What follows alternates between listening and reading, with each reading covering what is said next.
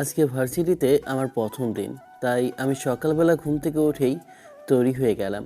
আমি ভীষণ এক্সাইটেড, কারণ আজকে থেকে আমার এক অন্যরকম নতুন জীবন শুরু হতে চলেছে। হ্যালো, আমি ঈশান সেন, সেন পরিবারের আদরের ছেলে। আমার কোনো দুর্বলতা নেই। আমি বহাল তবিয়াতে নিজের জীবনে বেঁচে রয়েছি, কারণ আমার বাবার টাকার অভাব নেই। আমার বাবা একজন ব্যবসায়ী। আমার একটা ছোট বোন আছে, নাম হেনা। আমি এই পরিবারের একমাত্র সন্তান। এখনও সিঙ্গেল আছি, কোনো ভালোবাসা হয়নি। আমার মা নিহারিকা সেন। আজকে আমার কলেজের প্রথম দিন। আমি ভীষণ এক্সাইটেড। আমি সকালবেলা তাড়াতাড়ি নিচে গেলাম খাবার খাওয়ার জন্য। গুড মর্নিং বাবা। Good morning. কি খবর, কেমন আছো? আজকে থেকে তোমার ভার্সিটি শুরু। ইয়েস, আমি ভীষণ খুশি আছি, কারণ আজকে থেকে আমার নতুন লাইফ শুরু। বাবা, আমি ভার্সিটিতে থাকতে কত মজা করেছি জানো? তুমিও মজা করো। ঠিক আছে বাবা, থ্যাংক ইউ সো মাচ আমাকে সবসময় সাপোর্ট করার জন্য। বেশি বাদরামো করবি না, মেয়েদেরকে রেসপেক্ট দিবি। আর কাউকে পছন্দ হলে সবার প্রথম আমাকেই বলবি। উফ মা, তুমি থামো তো। ভার্সিটিতে যাচ্ছি আমি, মেয়ে পছন্দ করতে না। আর আমি যাকে পছন্দ করব তাকে সবাই পছন্দ, তাকে সবারই পছন্দ হবে। ঠিক আছে, সাবধানে যাবি। তোমার তো ভার্সিটির সময় হয়ে গেছে, যাও। হ্যাঁ যাচ্ছি, ভালো থেকো, টাটা। আমি ভার্সিটিতে চলে এলাম। আমি ভার্সিটিতে ঢুকলাম। ঢুকেই আমার কিছু বন্ধু বান্ধবের সাথে দেখা হয়ে গেল। আমরা দাঁড়িয়ে আড্ডা দিচ্ছিলাম। সেই সময় আমাদের ভার্সিটিতে ফাইনালের স্টুডেন্টদের ক্যাপ্টেন, আমার ক্রাশ রেজা প্রবেশ করলো। আজকেও একটা চুড়িদার পরেছে, চুল ছেড়ে দিয়েছে, ওড়না গলার পিছে নিয়েছে। দেখতে খুব সুন্দর লাগছে। আমি জাস্ট ওর দিকে তাকিয়ে আছি। ও আমার সামনে দিয়ে যাওয়ার সময়, আয় হায় সুন্দরী, তোমার ব্যাগে কি আছে জানো তুমি? হ্যাঁ, জানি, বই খাতা কলম আছে। না, আরও একটা জিনিস আছে। কি? আমার মন, যেটা তুমি চুরি করেছো। ছি, লুচ্চা বেটা, তোর মনের দাম তো 2 টাকাও হবে না। আমি কেন চুরি করব? আমি চুরি করলে তোর কিডনি চুরি করব, যেটার দাম 1 লাখ টাকা হবে। আয় হায়, শুধু কিডনি কেন, তুমি আমাকেও নিয়ে নিতে পারো। বেশি ফাইজলামি করবি না। আমি তোর কাছ থেকে অনেক বছরে বড়। আমাকে আপু বলে ডাকবি। আপু থেকে হয়ে যাবে বউ। আয় হায়। রেজা রাগে কটমট করতে করতে ক্লাসে চলে গেল। ও আমার ক্লাস, তাই ওকে ডিস্টার্ব করতে আমার বেশ ভালোই লাগে। আমিও ক্লাসে চলে গেলাম। ক্লাসের টিচাররা ক্লাস করাচ্ছিল। ঠিক সেই সময় ফাইনাল ইয়ারের কয়েকজন স্টুডেন্ট আমাদের ক্লাসে এলো। তাদের সাথে রেজাও ছিল। স্টুডেন্টরা, আজকে আমি তোমাদেরকে কিছু বলতে চাই। তোমরা এই ভার্সিটিতে নতুন, তাই তোমাদেরকে আমাদের অভ্যর্থনা জানানো উচিত। তাই আমরা এখন থেকে 3 দিন পরেই তোমাদের নবীন বরণ করব। আমরা নবীন বরণের সমস্ত আয়োজন করব। নবীন বরণে তোমরা যারা গান নাচ আবৃত্তি করতে চাও তারা তাদের নাম আমাদের কাছে জমা দাও। সবাই সবার নাম দিল। আমি গান খুব ভালো পারি, তাই আমি গানে নাম দিলাম। আমি কিন্তু অনেক ভালো গান গাইতে পারি। যে ছেলে মেয়েদের সাথে এই লেভেলের ফ্লার্ট করতে পারে সে গান তো পারবেই। ইস, আমার গান শুনে যদি তুমি আমার উপর ইমপ্রেস হইতে। সেটা তো এই জন্মে পসিবল না, তার জন্য তোমাকে পুনর্জন্ম নিতেই হবে। ঠিক আছে, কোনো সমস্যা নেই। আমি আমার নাম লিখে চলে আসলাম। আপনাদের তো আরেকটা কথাই বলা হয়নি, রেজার বাবা আর আমার বাবা কিন্তু আবার বেস্ট ফ্রেন্ড। সেই থেকেই আমাদের পরিচয়। কিন্তু রেজা তো আমার থেকে বয়সে বড়, কিন্তু ওকে প্রথম দেখাতেই আমি ওর উপরে ক্রাশ খেয়ে গেছি, তাই সবসময় ওর পিছনে লাগে। আমরা ক্লাস ক্যান্টিনে বসে খাবার খাচ্ছিলাম। সেই সময় দেখি রেজাকে কয়েকজন বিরক্ত করছে। আমি ওখানে গিয়ে, কি ব্যাপার ভাই, আপনি এদের ডিস্টার্ব কেন করছেন? তোর কি সমস্যা ভাই? তোকে কি ডিস্টার্ব করেছে আমি? আমি তো করেছি আমার বিউটিফুল সুন্দরীকে। বলে রেজার দিকে হাত বাড়াতে চাই। আমি সে সময় হাতটা ধরে ওকে একটা থাপ্পড় মারি। মেরে বলি, ও আমাদের সিনিয়র আপু হয়, ওকে সম্মান দিয়ে কথা বল। সুন্দরীদের কোনো সিনিয়র সিনিয়র হয় না, দের শুধু। আমি ওকে আরও একটু ঘুষি মারলাম। ও ভয়ে চলেই গেল। থ্যাংক ইউ বাঁচানোর জন্য। কি আর করার, এই শুকনো থ্যাংক ইউ দিয়েই এখন মুখটা ভরাতে হবে। আমি তো যেটা চাই সেটা তো তুমি কোনোদিনও বলবেই না। দেখো, জীবনটা সবসময় হাওয়ায় ভাবলে চলে না। কখনো কখনো জীবনটা নিয়ে সিরিয়াসও হতে হয়। সেটা তুমি নও। নিজেকে পরিবর্তন করো, নিজেকে নতুন রূপে দেখো, নিজের জীবন নিয়ে কিছু করো। সবসময় খেলাধুলা উচ্ছৃঙ্খলা হলেই হবে না। তোমার জন্য একটা সারপ্রাইজও আছে। কি কালকে আমার বিয়ে। এই নাও বিয়ের কার্ড। কি বলছো এসব? আমি তোমাকে ক্রাশ হিসেবে দেখি, আর তোমার কি না বিয়ে, তাহলে কি হবে? আল্লাহ তোমার জন্য যাকে চেয়েছে তার সাথেই খুব শীঘ্রই তোমার দেখা হয়ে যাবে। যা, আমি তোমাকে ভালোবাসলাম আর তুমি কি না বিয়ে করে নেবে? শোনো, আমি তোমার সাথে মজা করার মতো মুডে নাই। আমি জানি তোমার আমাকে ভালো লাগে, তাই ভালো লাগাটা উঠে চলে যাবে, চিন্তা করো না। কালকে কিন্তু আমার বিয়েতে অবশ্যই আসবে, কবজি ডুবিয়ে খাবে আর অনেক মজা করবে, ঠিক আছে? আমি কিন্তু তোমার সিনিয়র হই, তাই আমার এই কথা তোমাকে রাখতেই হবে। আর সব থেকে বড় কথা, তুমি আমার বাবার বন্ধুর ছেলে, তোমাকে তো আসতেই হবে। যাবো যাবো, অবশ্যই যাব। বাবার বন্ধুর মেয়ের বিয়ে বলে কথা, যাব না? সিনিয়র আপুর বিয়েতে খুব যে ডুবিয়ে খাবো আর আনন্দ করব। ঠিক আছে। কিন্তু একটা কথা, ছেলে কি তোমার পছন্দের নাকি বাবা মা ঠিক করেছে? বাবা মাই ঠিক করেছে ছেলে। ছেলে সফটওয়্যার ইঞ্জিনিয়ার। বাহ, তাহলে তো আমার ভাগ্যটা অনেক ভালো। হ্যাঁ, অবশ্যই ভাগ্য ভালো। আর শোনো, মেয়েদেরকে কিন্তু এইভাবে সবসময় সম্মান দেবে, ঠিক আছে? ঠিক আছে, এখন তো আমি তাহলে এখন বাসে যাব, ঠিক আছে? ঠিক আছে, যাও। রেজা চলে যেতে লাগলে সামনে থাকা ইটের সাথে পা পিছলে পড়ে যেতে লাগে। সে সময় ওকে আমি ধরে ফেলি। সে সময় আমরা একে অপরের চোখের দিকে তাকিয়ে থাকি। কি করছো? ছাড়ো, সবাই দেখছে। কেন ছাড়বো? আর একটু তাকিয়ে থাকি। রেজা আমাকে জোরে চিমটি কাটে। সে সময় আমি হুঁশ থেকে বেরিয়ে আসি। তারপর বাড়ি ফিরে আসি। আসতেই ভাবতে থাকি, ইস, রেজার বিয়ে হয়ে যাচ্ছে। আমার ক্রাশ, ওকে আমি প্রথম দেখাতেই ক্রাশ খেয়ে গিয়েছিলাম। খুব কমের ওপরে আমি ক্রাশ খেয়েছি। এখন পর্যন্ত তার মধ্যে রেজা প্রথম। এটা কিন্তু ভালোবাসা না, শুধু একটা ওর ওপর ভালো লাগা। কি আর করার, ওর বিয়ে হয়ে যাবে কালকে, আর বিয়েতে খেতে হবে দেখে আমি মনে মনে প্রস্তুতি নিচ্ছি। বাড়িতে এসে দেখি আমার বাড়িতে হই হই রই রই ব্যাপার। মা, দেখো তো, আমি এই সমস্ত ড্রেস শপিং করেছি। এর মধ্যে কোনটা ভালো হবে? কালকে বিয়েতে কোনটা পরবো? তুই আমার শাড়ি সিলেক্ট করে দে, কোনটা পরবো আমি কালকে। আচ্ছা ঠিক আছে, গায়ে হলুদে হলুদ শাড়ি পরবে না লাল শাড়ি পরবো? তুই কি করবি? হলুদ শাড়ি পরলে ভালো হয় না? তুমি বরং একটা কাজ করো, হলুদ আর লাল শাড়ি মিক্সড করে পরো, আর আমি না হয় একটা হলুদ লেহেঙ্গা পরবো। হ্যাঁ ঠিক বলেছিস। সুরজ, শাড়ি পরলে তোকে একবারই পরীর মতন লাগবে। আচ্ছা ঠিক আছে, কিন্তু বিয়েতে কি পরবা? আচ্ছা, বিয়েতে আমি যদি লাল লেহেঙ্গা পরি কিংবা নীল লেহেঙ্গা, কেমন লাগবে? পাহাড়ে এমনভাবে আয়োজন করছো তোমরা যেন মনে হচ্ছে আমার বিয়ে কালকে। উফ ভাইয়া, তুমিও না। কালকে আমাদের সকলের প্রিয় রেজাপুর বিয়ে, ওর বিয়েতে আমরা সাজবো না? উনিও তো আমাদের এই বাড়িরই একটা মেয়ে। হ্যাঁ ঠিকই বলেছিস তুই রে। যাও, আমাদের ওই মেয়ে, সেই কারণেই আমরা কালকে সকাল সকাল ওখানে যাব, আর সারাদিন আমরা বিয়ের ওখানে থাকবো। আর তুই কোন ড্রেসটা পরবি দেখে নে, ঠিক আছে? আর শোন ভাইয়া, তোর বিয়েতে তো ওই বাড়িতে আরও মজা হবে। এটা তো কোনো ব্যাপারই না, তোর বিয়েতে আমি পুরো শপিংকে বাড়িতে ডেকে নেব। এই তো আমার মেয়ের মতন কথা, তোর বিয়েটা আরও মজা হবে।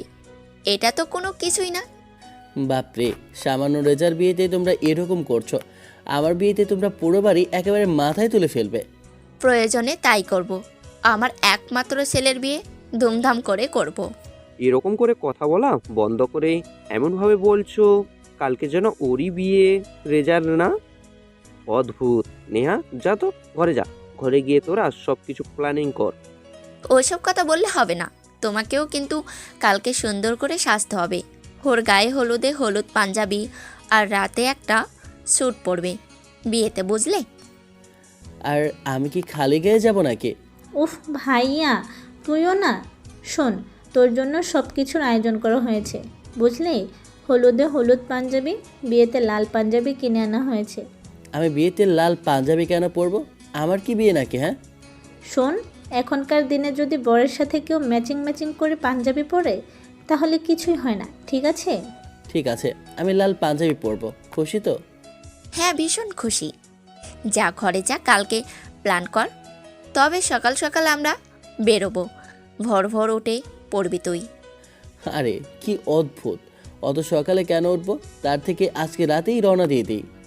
ভালো বুদ্ধি। এই না না, রাতের বেলা ড্রাইভ করে একদমই সেফ নেই। কালকে সকালে বেরোবো আমরা, ঠিক আছে? ঠিক আছে, আমি তাহলে ঘরে গেলাম। আমি ঘরে গেলাম। কি অদ্ভুত পরিবার আমার, এরা রেজার বিয়েতেই এত কিছু করছে। আমার বিয়ে তো না, না জানি কি করবে। আমার বউকে তোরা পুতুলের মতো, আমার বউকে তো ওরা পুতুলের মতো রাখবে। ইস, কবে যে অনার্স কমপ্লিট করে আমার বাবার বিজনেসে জয়েন করব, তারপরে বিয়ে করব।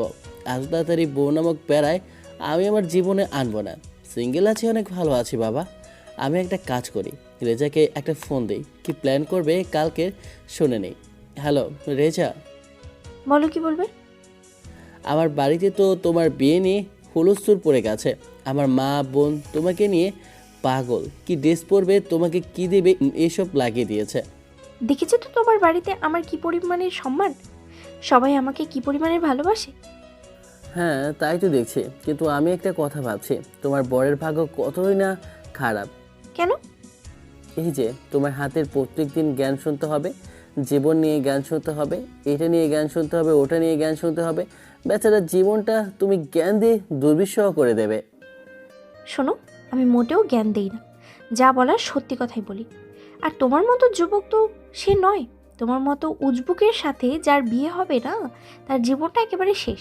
উশৃঙ্খল ছেলে একটা, সবসময় আজেবাজে কথা বলো। কিসের উঠবো, আমি যথেষ্ট ভালো আছি। জীবনে এত সিরিয়াস না তোমার মতন, জীবন নিয়ে একটু আনন্দ করতে হয়। কি বললে? তুমি জীবনে আনন্দ করো? তুমি জীবনে আনন্দ করো না, তুমি জীবনের মজা করো। পড়াশোনার ব্যাপারটা একদমই সিরিয়াস না। ভবিষ্যতে বিয়ের সাথে কি করবে জানি না। তোমার হাত থেকে মুক্তি তো পাবো আমি বিয়ে করে। ঠিক বলেছ তোমার, আমি তোমার হাত থেকে মুক্তি পাবো। প্রত্যেকদিন কলেজে কি তোমাকে তো আর দেখতে হবে না। আমাকেও আর তোমার মুখটা দেখতে হবে না, বুঝলে? সবসময় কেউ আমার কানের কাছে এসে ক্যান ক্যান ক্যান ক্যান করবে না। কি বললে? আমি তোমার কানের কাছে এসে ক্যান ক্যান করি? ঠিক আছে, আমি তোমার কানের কাছে এসে ক্যান ক্যান করি না, বরং তুমি আমার চোখের সামনে সব সময় চলে আসো। ও, এখন সব দোষ আমার? আর এই আমি তোর কাছ থেকে বয়সে বড়, হ্যাঁ? আমাকে সম্মান দিয়ে কথা বলবি, আপু বলে বল। যেও না, 2 দিনের মেয়ে তাকে নাকি সম্মান দিতে হবে। যেই না 2 দিনের মেয়ে তাকে নাকি সম্মান দিতে হবে। পারবো না, ফুট তোকে সম্মান দিতে। তোর বর না দেখিস খুবই খারাপ হবে, একটু খারাপ স্টুডেন্ট তোর বর হবে। তোর বর খুবই বাজে একটা ছেলে হবে, অভিশাপ দিলাম।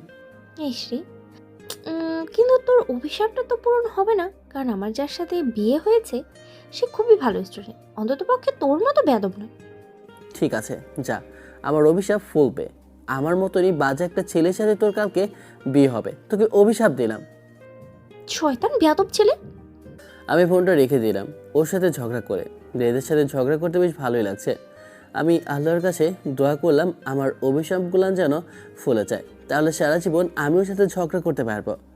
পরের দিন রাতে আমি আমার ঘরে বসে আছি, আর আমার সামনে রেজা বসে আছে। আমি কোনোদিনও ভাবিনি আমার অভিশাপটা আমার উপরেই আল্লাহ এমনভাবে দেবে। এরকম একটা শাস্তি আমাকেই পেতে হবে। আমি স্বপ্নেও চিন্তা করিনি রেজার সাথে আমার বিয়ে হয়ে গেছে।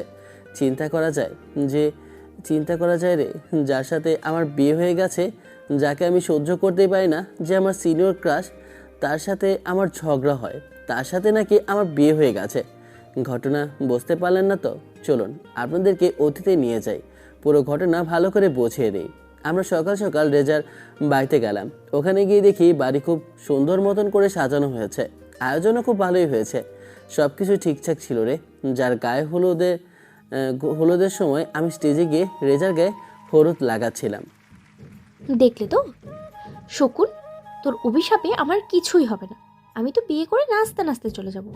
তারপরে তুই শুধু মেয়েদের পেছনেই সারা জীবন টাঙ্গি মেরে যাবে, কোনোদিন সফল হতে পারবে না। আমি যে কতটা ট্যালেন্টেড সেটা তোর মতন গরু কোনোদিনও বুঝবে না, বুঝলি? ওহ সরি সিনিয়র আপু, শেষবারের মতন সম্মান নিয়ে যা আমার কাছ থেকে। তোর সম্মানের মূল্য তুই পয়সাও হবে না, তবুও যে সম্মান দিয়েছি সেটাই অনেক। বলে রেজা আমার গালে হলুদ মাখিয়ে দিল। সবই ঠিকঠাক চলছিল, আমরা ভীষণ মজা করেছি, অনেক নাচ গানও করেছি।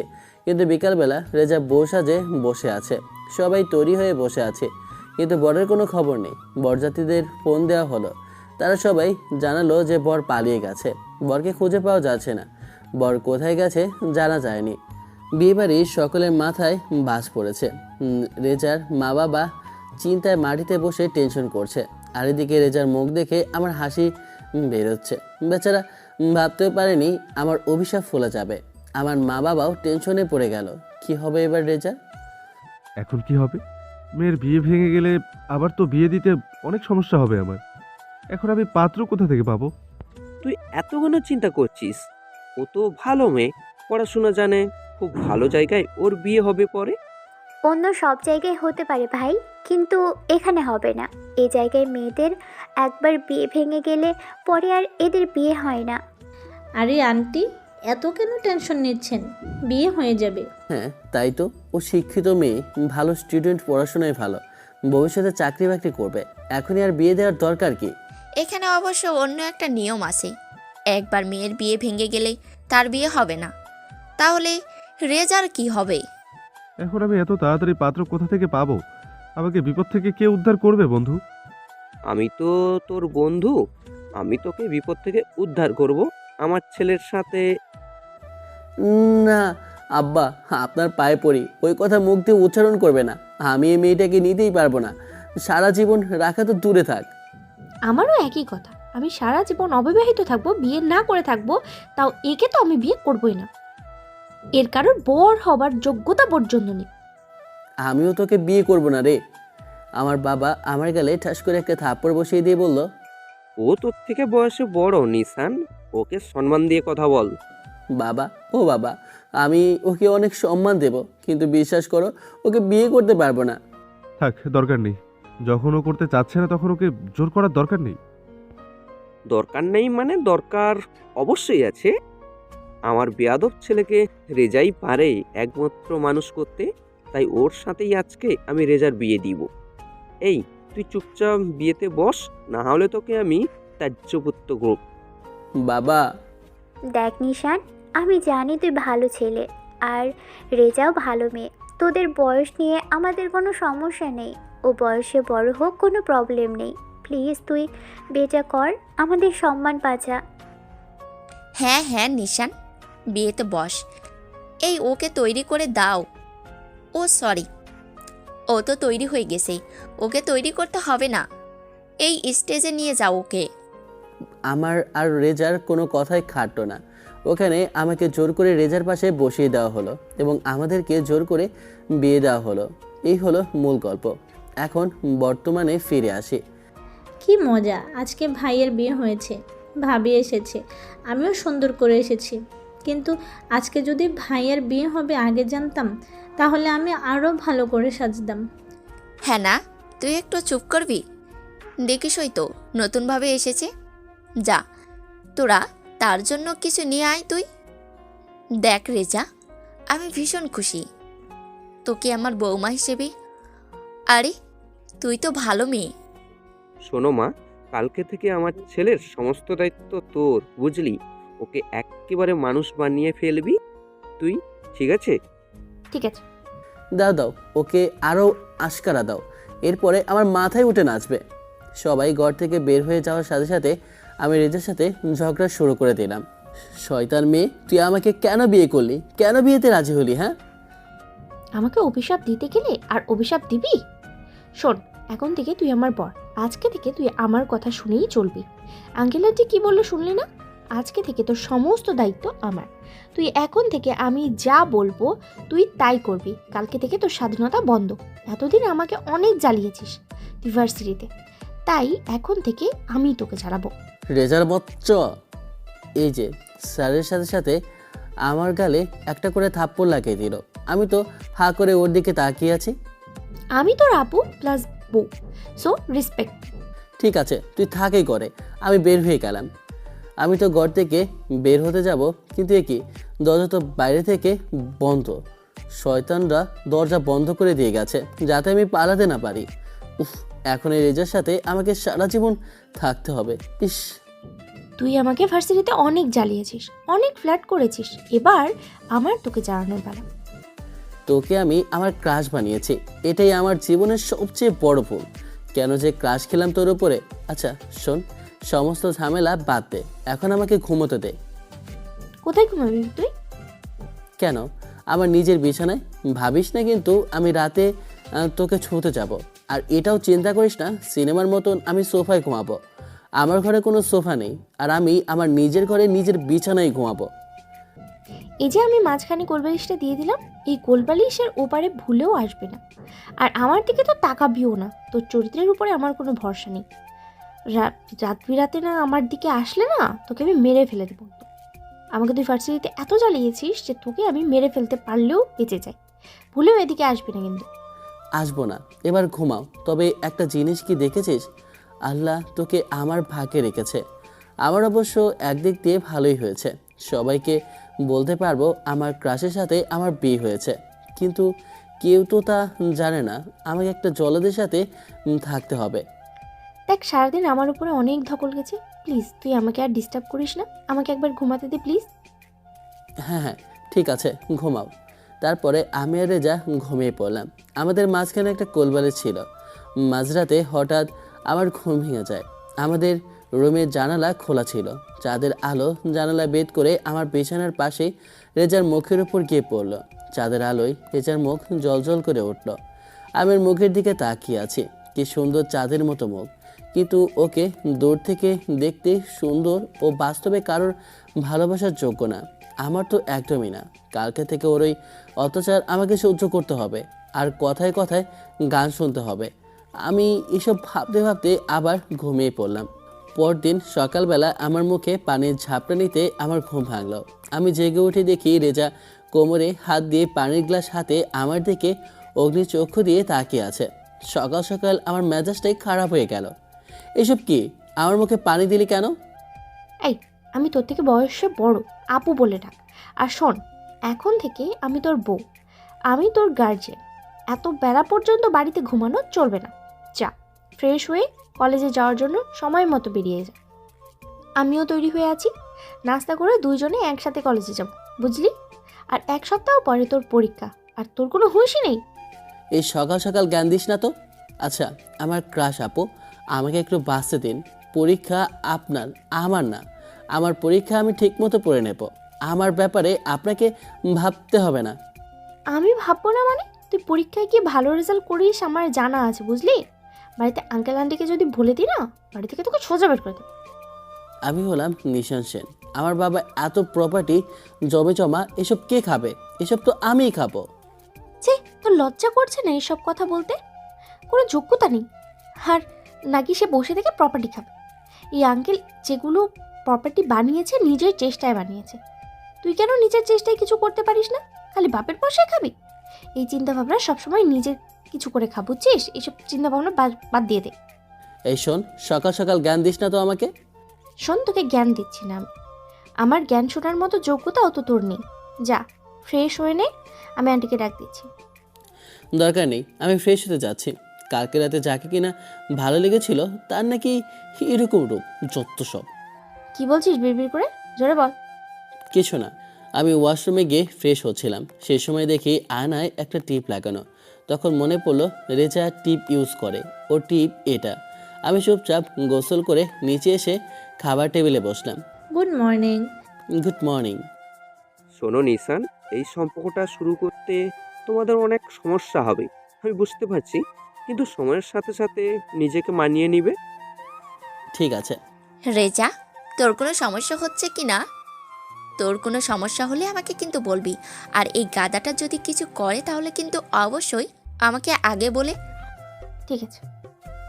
তোমাদের বিয়ের রিসেপশনটা কবে করবে বলো? আর কালকে করবে নাকি কিছুদিন পরেই? না, এখন করার দরকার নেই। আমরা দুজনে আগে নিজেদের সাথে মানিয়ে নিই, নিজেদেরকে মেনে নিই, তারপরে রিসেপশন হবে।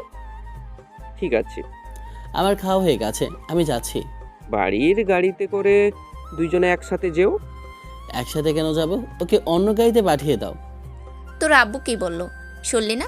যা, একসাথে যা। এই তাড়াতাড়ি খেয়ে নে। ভাইয়া, তুমি ভাবিকে তুই করে বলছো? ভাই, তুই তুই তুই তুই করে কেন বলছিস? তুমি করে বল, আর ওকে আপু বলে ডাকবি প্রয়োজনে, ঠিক আছে? ঠিক আছে। আমি রেজা বের হয়ে এলাম বাড়ি থেকে। আমার প্রচণ্ড বিরক্ত লাগছে। একে তো এরকম জোর করে বিয়ে, তারপর সব কিছু মানিয়ে নিতে হচ্ছে। আমি গাড়ি চালিয়ে কলেজে যাচ্ছিলাম। আর আমার পাশে বসেছিল রেজা। এই তোর হবু বোর কেমন ছিল রে দেখতে? কেমন ছিল? ছবি আছে কি? হ্যাঁ আছে। ওর কি কোনো খোঁজ পাওয়া যাবে? জানি না, মনে হয় অন্য কাউকে বিয়ে করে নিয়েছে। বিয়ের আগে তোদের একে অপরের সাথে কথা হয়নি? হয়েছিল, কিন্তু আমি কি বুঝতে পারছি ও বিয়েতে পালিয়ে যাবে? তুমি কিভাবে বুঝবে? তুমি তো আমার থেকে সিনিয়র, তুমি তো সবচেয়ে বেশি বোঝো। একটু তো জিজ্ঞাসা করতে পারতি ওর গার্লফ্রেন্ড আছে কিনা। করেছিলাম, বলেছিল আমি ওর প্রথম ভালোবাসা, প্রথম বিয়ে, এর আগে কোনো গার্লফ্রেন্ড ছিল না। আর তুমিও সেটা বিশ্বাস করে নিলে, তাই না ক্রাশ আপু? আমার মুখের দিকে না তাকিয়ে আমার সাথে ঝগড়া না করে গাড়ি চালাও। আমি না গাড়ি ভালোই চালাতে জানি, তুই নিজের মুখ বন্ধ রাখ। এই, আঙ্কেল কি বললো মনে নেই? আমাকে তুমি করে বলো, না হলে কিন্তু আমি আঙ্কেলকে সব বলে দেবো। ঠিক আছে সোনা, তোমার খুব শখ তাই না? হুম। দেখাচ্ছে মজা। আমি গাড়িটা সাইডে দাঁড় করে রেজার ঠোঁটে ঠোঁট ডুবিয়ে দিলাম। রেজা অবাক হয়ে গেল আমার এই কাজে। ও ভাবতেও পারেনি আমি এরকম কিছু করব। ও হাত পা ছড়াছড়ি করতে শুরু করে দিল। আমি ওর দুটো হাত গাড়ির কাচের সাথে চেপে ধরে কিস করে তারপর ওকে ছাড়লাম। আমার ছাড়ার সাথে সাথে ও আমার গালে থাপ্পড় বসিয়ে দিল। শয়তান ছেলে, লুচ্চা আমাকে তুই! কেন? আমার উপরে খুব বউ বউ অধিকার ফলাচ্ছিলি না? কেমন লাগে এখন দেখ, আর করবি? আমার সাথে এই কাজটা করলি তো? ঠিক আছে, চল ভার্সিটিতে, আজকে তোকে আমি মজা দেখাবো। আমাকে নাকি মজা দেখাবে? চল হাট। আমি গাড়ি চালিয়ে সোজা ভার্সিটিতে এসে থামলাম। ভার্সিটিতে এসে একটা মেয়ে আমাকে জড়িয়ে ধরলো। আমি তো অবাক হয়ে গেলাম, সাথে রেজাও অবাক হয়ে গেছে। মেয়েটার নাম সুস্মিতা, আমাকেও অনেক ভালোবাসে, এর আগেও বলেছিল। কিন্তু এই ঘটনায় আমি তো অবাক হয়ে গেলাম। আমি তোমাকে অনেক ভালোবাসি নিশান, প্লিজ আমার ভালোবাসা অ্যাকসেপ্ট করে নাও। এমএ, ওকে ছাড়ো, এভাবে ধরো না। সুস্মিতা ছাড়, দেখ সবাই দেখছে। দেখুক সবাই, তুমি প্লিজ আমাকে ভালোবাসো। দেখো আমি তোকে অনেক বেশি ভালোবাসি। আমার মাথায় তখন দুষ্ট বুদ্ধি চাপলো যে আমি সুস্মিতাকে ব্যবহার করে রেজাকে জেলাস ফিল করাবো। তাই আমি সবার সামনে ওকে বললাম, ঠিক আছে সুস্মিতা, আমি তোর ভালোবাসা স্বীকার করে নিলাম, আমিও তোকে ভালোবাসি, আই লাভ ইউ। রেজা আমার এই কাজে অবাক হয়ে তাকিয়ে আছে। সুস্মিতা খুবই খুশি হয়ে গেছে, তার সাথে সবাই হাততালি দিল। রেজা চুপচাপ ক্লাসে চলে গেল। আমি ক্লাস শেষে বাড়িতে এলাম, কিন্তু রাস্তায় আমার সাথে রেজা একবারও কথা বলেনি। কিন্তু ঘরে ঢোকার সাথে সাথে, এসবের মানে কি নিশান? কোন সবের মানে? তুই তো দেখলি কি হয়েছে। সুস্মিতার আমি একে অপরকে ভালোবাসি, এবার তো তুই আমার জীবন থেকে যাবি। হ্যাঁ যাবো তো, অবশ্যই যাবো, কেন যাবো না বলো? শোন, ডিভোর্স 6 মাস পরে হবে, আমার আর তোর। আর একটা কথায় মাথায় রাখবি, এই 6 মাসে তোর উপরে সমস্ত অধিকার শুধুমাত্র আমার। কি বললি? সব অধিকার তোর? মানে বুঝলাম না। মানে এটাই, তুই 6 মাসে কি করছিস না করছিস তোর উপরে সমস্ত অধিকার আমার। আর তুই সুস্মিতাকে আই লাভ ইউ বললি না? সুস্মিতার সাথে প্রেম, কিন্তু সেটা বাইরের, বাড়ির বাইরে, ভেতরে নয়। আর একটা কথা মনে থাকবে, এই 6 মাসে তোর সমস্ত দায়িত্ব আমার। তাই আমি তোকে বলবো, আর আমি যা বলবো তুই তাই করবি। আর আঙ্কেল আন্টি তোর দায়িত্ব আমাকে দিয়েছে, তাই তোর মা বাবার সমস্ত কথা আমার উপর দিয়ে যা, বুঝলি? বুঝেছি। আল্লাহর কাছে দোয়া করি তুই তাড়াতাড়ি 6 মাসের মধ্যে আমার জীবন থেকে বের হয়ে চলে যা। আমিও সেটাই প্রার্থনা করি। এবার যা, ফ্রেশ হয়ে পড়তে বসবি, আমার সাথে কিছু দিনের মধ্যেই পরীক্ষা আছে। অসহ্যকর, বুঝতেছি। আমি ফ্রেশ হয়ে পড়তে বসলাম আর ফোনটা হাতে নিয়ে সুস্মিতাকে একটা মেসেজ দিয়ে রাখলাম। আমার সাথে রেজাও পড়তে বসলো। এর মধ্যে আম্মু আমাদের জন্য খাবার দিয়ে গেল। আমি খাবার খেতে খেতে সুস্মিতাকে মেসেজ দিলাম। আই, খাবার খা চুপচাপ, আর ফোন নিয়ে পড়ে ঘাটবি কেন? হ্যাঁ, এখন পড়াশোনা কর। শোনো, আমি পড়াশোনা করেছি বুঝলে, আর আমার দিকে তাকানোর দরকার নেই, তুমি নিজেরটা বুঝে নাও। আমি আর রেজা এক প্লেট থেকে খাবার খাচ্ছিলাম, কিন্তু শেষে গিয়ে একটা বিস্কুট থেকে গেল। এই বিস্কুটটা আমার আর রেজা দুজনেরই প্রিয়। আমি আর রেজা দুজনে একসাথে বিস্কুটে হাত দিলাম। এই মিয়া, বিস্কুট ছাড়েন, এটা আমার বিস্কুট। এটা আমার বিস্কুট, আমার বাড়ি, আমার বিছানা, আমার টিভির, আমার বিস্কুট। তুই সর এখান থেকে, বিস্কুটটা আমার। আমি এই বাড়ির বউ, তোর বউ, তাই তোর জিনিস আমার, তাই বিস্কুটটাও আমার। সর এখান থেকে হাত। এটা আমার বিস্কুট আপু, আপনি হাতটা সরান। আমি ঝগড়া করতে করতে বিস্কুটের ওপর থেকে হাত একটু সরাতেই রেজা ফট করে বিস্কুটটা ওর মুখে নিয়ে নিল।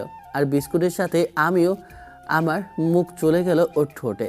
রেজা আবার চমকে গেল আর আমাদের এই ঘটনা দেখে ফেললো হেনা। ও মা গো মা, আম্মু ওইসব আমি কি দেখে ফেললাম? আমি রেজা ঠিক করে বসলাম। চুপ কর, চুপ কর। এই চুপ থাকো না, কিছু হয়নি, চুপ কর। কি হয়েছে? এভাবে চিল্লালি কেন? কি হয়েছে? কিছু না আম্মু, কিছু না, ও এমনি চিল্লাইছে। আম্মু জানো ভাইয়া না ভাবিকে? থাম অসভ্য মেয়ে, এসব কি কথা বলিস? থাম তুই, আর কিছু বলতে হবে না, বুঝতে পেরেছি আমি। রেজা, তোমরা তো বড় হয়ে গেছো তাই না? নিশান না হয় বোঝে না, তুমি তো বোঝো। ঘরের দরজা বন্ধ করে দিয়ে এসব করতে পারো না। আমি আবার কি করলাম? চুপ করো। মা যাওয়ার সময় আমাদেরকে আবার ঘরের মধ্যে লক করে দিয়ে চলে গেল। সব দোষ তোর জন্যই। কাউকে পছন্দ লুচ্চা বেটা, মেয়ে দেখলেই খালি হামড়ে পড়িস। আমাকে তুই আজকে সারা দিনে 2 বার করলিচ্ছি।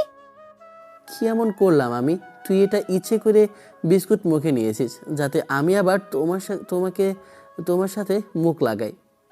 কি বললি? দুশ্চরিত্র ছেলে, লেখাপড়ার নামের ভণ্ডামি আর মেয়েদের নিয়ে খেলা করিসছি। শোন, আমাকে না বেশি জ্ঞান দিবি না, নিজের পড়াশোনা নিজে কর। আমি অলওয়েজ টপ রেজাল্ট করি, কিন্তু নিজের রেজাল্ট দেখেছিস? তোর মতো ঝগড়টের মেয়ের সাথে কথা বলতেই আমার রুতিতে বাজছে এখন। আর এই জনি মেয়ের পিছনে তুই ভার্সিটিতে ঘুরে বেড়াতে, ক্রাশ ক্রাশ ভুলে থাকতে, আমার সাথে ফ্লার্ট করতে ভুলে গেছিস। কেন করতাম? আমার চয়েস এত কেন খারাপ তার জন্য আফসোস করছি এখন আমি।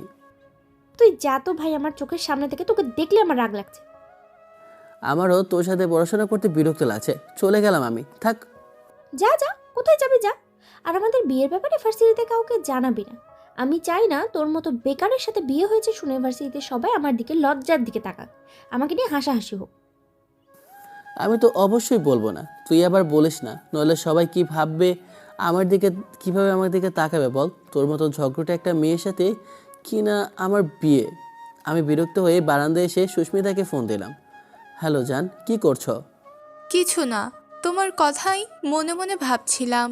জানো, আমার কিছুতেই বিশ্বাস হচ্ছে না তুমি আমার প্রপোজালে রাজি হয়ে গেছো।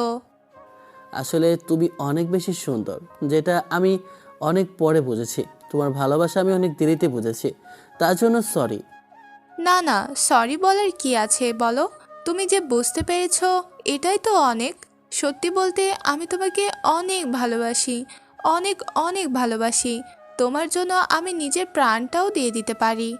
না না, প্রাণ দেওয়ার দরকার নেই, শুধু তোমার মনটা দিলেই চলবে। তুমি কি জানো তুমি অনেক সুন্দরী? তোমার মুখ থেকে নিজের প্রশংসা শুনতেও ভালো লাগছে। আচ্ছা, একটা কথা, আজকে তুমি আর রেজা আপু দুজনে একসাথে কেন আসলে? আরে তুমি জানো না, রিজা তো আমার বাবার বন্ধুর মেয়ে, তাই আমরা দুজনে আজকে একসাথে এসেছি। কেন, আমাদের দুজনকে একসাথে দেখে তোমার ভালো লাগেনি? একদমই ভালো লাগেনি। নিজের ভালোবাসার মানুষের পাশে অন্য কাউকে কি ভালো লাগে? আমার একদমই পছন্দ হয়নি। আর কখনো এসো না প্লিজ। আচ্ছা ঠিক আছে পাগলি। তুমি কখনো আমাকে ছেড়ে যাবে না তো? পাশ থেকেই তখন রেজা হঠাৎ বলে উঠল, পড়াশোনা না করে যদি সারাদিন প্রেম করা যায় তাহলে কিন্তু অবশ্যই তোমাদের ভবিষ্যৎ অন্ধকার, বুঝেছো? তোমাকে ছেড়ে চলে যাবেও।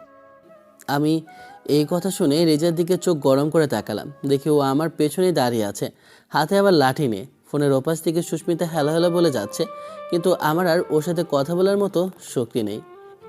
আমি পেছনে তাকেই দেখি রেজা লাঠি হাতে নিয়ে দাঁড়িয়ে আছে আর বলছে, এক্ষুনি পড়তে বস, না হলে কিন্তু খবর আছে তোর। আমি আঙ্কেলকে গিয়ে বলে দেবো তুই প্রেম করিস, তাও আবার আমাদের কলেজের মেয়ের সাথে। পড়তে বসেছি, ঠিক আছে, বুঝতে পারছি তুই আমাকে হিংসা করছিস। আমি ফোন লাইন কেটে দিলাম। তোকে হিংসে করার কি আছে? এই যে তুই আমাকে ভালোবেসে ফেলেছিস, তাই আমিও কোনো মেয়ের সাথে কথা বলি সেটা তুই পছন্দ করিস না। তোর নিজেকে এতটা গুরুত্বপূর্ণ মনে হয় আমার কাছে যে তোর প্রেমের জন্য আমি জেলাস হব? হ্যাঁ, তোর প্রতি তা আবার? এই ধরনের স্বপ্ন দেখা বন্ধ কর ভাই। আমি আর যাই হোক, তোর পড়ালেখা না করা অভদ্রদের প্রেমে কোনো দিনও পড়বো না। আর 6 মাস পরই আমাদের ডিভোর্স হবে, এই কথাটা মাথায় রাখিস। তোমার মতো পেতনির হাত থেকে এখনই ছাড়া পেলেই আমি ভালো হয়ে যাব। ছি, তোর মতো একজন ছেলের সাথে যে কি জন্য আমার বিয়ে হলো। তোর মতো ফুলমনের সাথে কেন আমি আছি সেটাই তো জানি না। কি বলি তুই? এটা কেন বললি? আমি কি ভুলে গেছি বল? আমি কি ভুলে গেছি সব কিছু? আমার মনে আছে, বলে দিলাম। 3 দিন পরে কলেজে নবীনবরণ অনুষ্ঠান, তুই সেটা ভুলে গেছিস? তাই তো, আমাকে তো সমস্ত অ্যারেঞ্জমেন্ট করতেই হবে। দেখলি তো, আগে ভুলে কে যায়? আমি না, তুই। চোখার বেশি বকবক করবি না। সেদিন রাতে আমরা ঘুমিয়ে পড়ি। পরদিন সকালে আমরা একসাথে ভার্সিটিতে যাই। গিয়ে আমার সাথে দেখা হয় সুস্মিতার। কাল রাতে তুমি এভাবে ফোন কেটে দিলে কেন আমার? আরে, আমার ঘরে আমার মা চলে এসেছিল। সব কথা শুনে ফেলেছে নাকি আন্টি? আমাদের উপরে রাগ করেছে? আরে রিল্যাক্স, কিছুই হয়নি সেরকম। কেন? কালকে যে আন্টি বলল রাতে ওই কথা। আরে চিল, সেরকম কিছুই হয়নি। আমি তো আরও অনেক কিছু ভাবলাম। আন্টি সব কিছু জেনে গেছে, আমাকে তোমাদের বাড়িতে নিয়ে যাবে, আরও কত কিছু।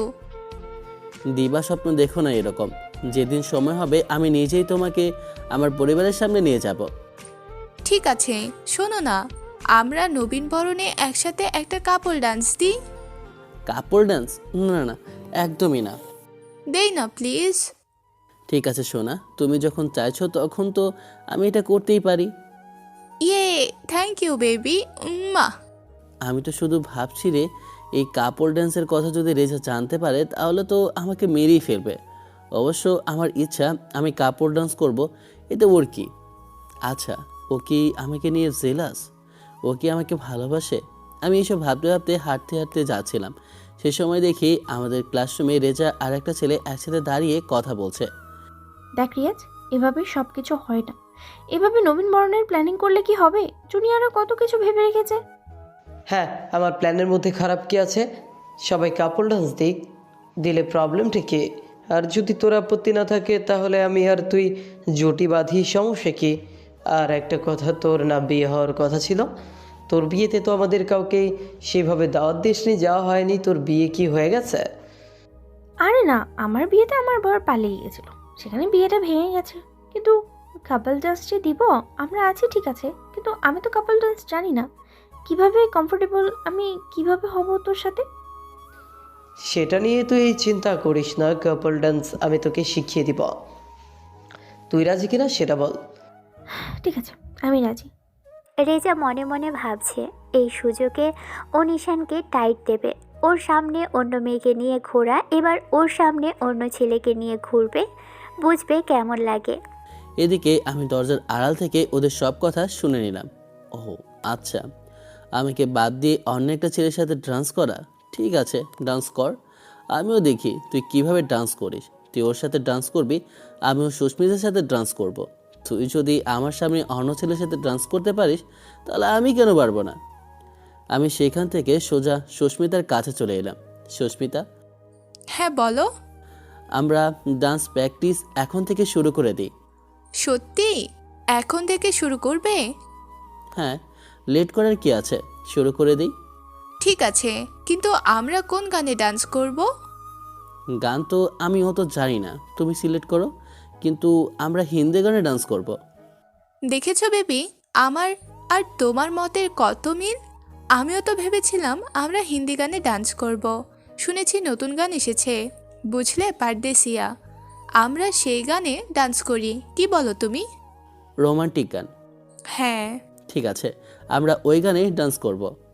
আমি আর সুস্মিতা প্র্যাকটিস রুমে গেলাম। গিয়ে দেখি সেখানে অনেক আগে থেকে রেজা ও তার বন্ধু বান্ধব রয়েছে। এক কথায় যারা কাপড় ডান্স দেবে তারা প্রত্যেকেই সেখানে রয়েছে। আমিও সেখানে গেলাম। কি ব্যাপার, তোমরা এখনও প্র্যাকটিস শুরু করোনি? হ্যাঁ, এই তো শুরু করব। কি ব্যাপার, তোমার পার্টনার কি সুস্মিতার সাথে ডান্স করবে নাকি তুমি? শুনলাম তোমরা রিলেশনে আছো। হ্যাঁ ভাইয়া, ঠিক শুনেছেন, আমরা এখন রিলেশনে আছি। বাহ, দুজনকে কিন্তু একসাথে দারুণ মানিয়েছে। হ্যাঁ, একেবারে made for each other. Thank you senior আপু, আপনার মুখ থেকে সুন্দর প্রশংসা শোনার জন্য। দেখুন তো, আমরা দুজন যদি একসাথে কাপড় ডান্স দেই তাহলে কেমন লাগবে? তা আপনি কার সাথে ডান্স করবেন?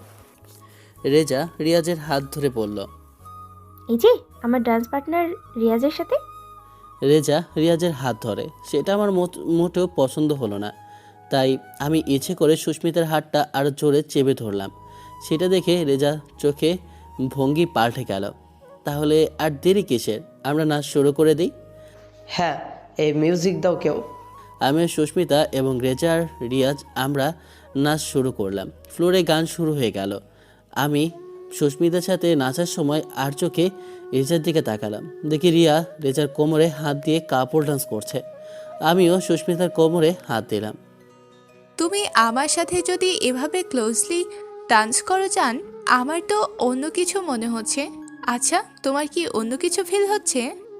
না, অন্য কিছু কি ফিল হবে? ডান্সের সময় তো এতটুকু কাছে আসতেই হয়। আচ্ছা, আমরা বিয়ের পরে কতগুলো বেবি নিব? প্রতি বছরে একটা। যা দুষ্টু, তুমি এত দুষ্টুমি করবে আমার সাথে?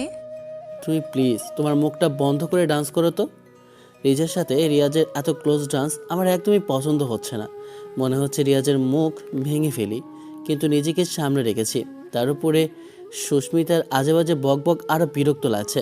এদিকে রেজা আর রিয়াজ যখন ডান্স করছিল তখন রিয়াজ বারবার রেজার গায়ে হাত দিচ্ছিল। এভাবে আমার গায়ে হাত দিস না, হাতটা একটু সরিয়ে রাখ। ড্যান্সের জন্য তো এইটুকু হাত দিতেই হয়। এত ফর্মালিটি করিস না তো আমার সাথে। আমি তোর ফ্রেন্ড হই। হ্যাঁ, তাই তো তুই আমার ফ্রেন্ড হোস। আজকে তোকে কিন্তু দেখতে অনেক সুন্দর লাগছে। তোকেও বেশ হ্যান্ডসাম লাগছে। তুই আমার প্রশংসা করলি? হ্যাঁ করলাম, কেন ভালো লাগছে না? না, ভালো কেন লাগবে না? এত সুন্দরী একটা মেয়ের মুখে প্রশংসা শুনলে তো সব পুরুষেরই ভালো লাগবে। রেজা আর রিয়াজের এত কনভারসেশন আমার একদমই ভালো লাগছে না। এদিকে ডান্সের সময় রেজা একদমই খেয়াল করেনি ওর পাশে পায়ের পাশে একটা বোতল পড়েছিল। সেই সময় রিয়াজের ফোনে একটা ফোন আসে। ও ফোনটা ধরার জন্য পকেটে হাত দিয়ে ফোন নিয়ে বাইরে চলে গেল। রেজা পিছনে বাদিতে বোতলের সাথে পা লেগে পড়ে যেতে লাগে। সে সময় আমি সুস্মিতাকে ছেড়ে রেজাকে গিয়ে ধরি। আমরা একে অপরের অনেক কাছাকাছি চলে আসি। আমার নিঃশ্বাস রেজার মুখে পড়েছিল আর রেজার চোখ আমার চোখে ছিল।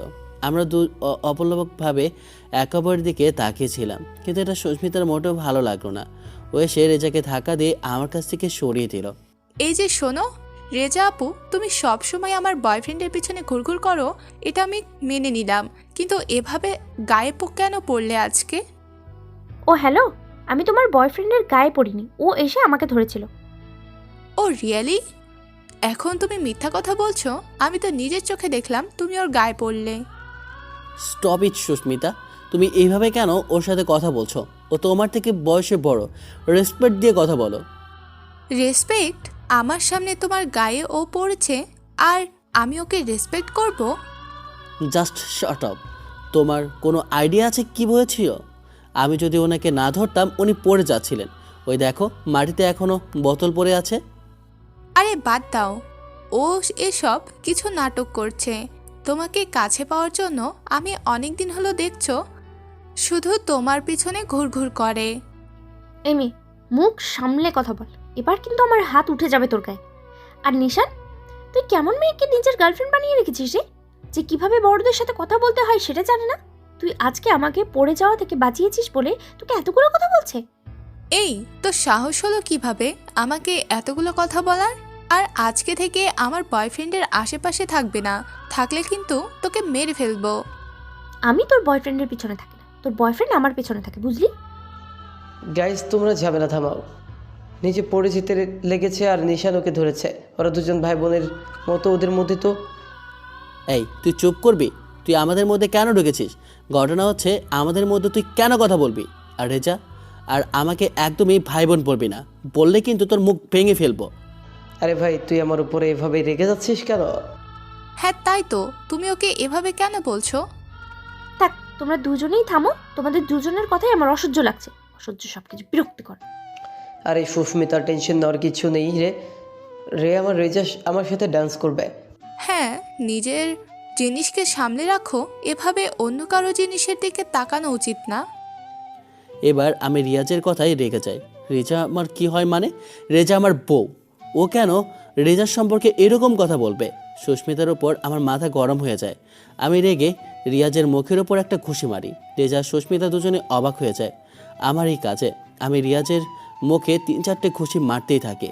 থামো তোমরা, নিশান রিয়াজকে ছাড়, নিশান রিয়াজকে ছেড়ে দে, এভাবে ওকে মারিস না, মরে যাবে তো।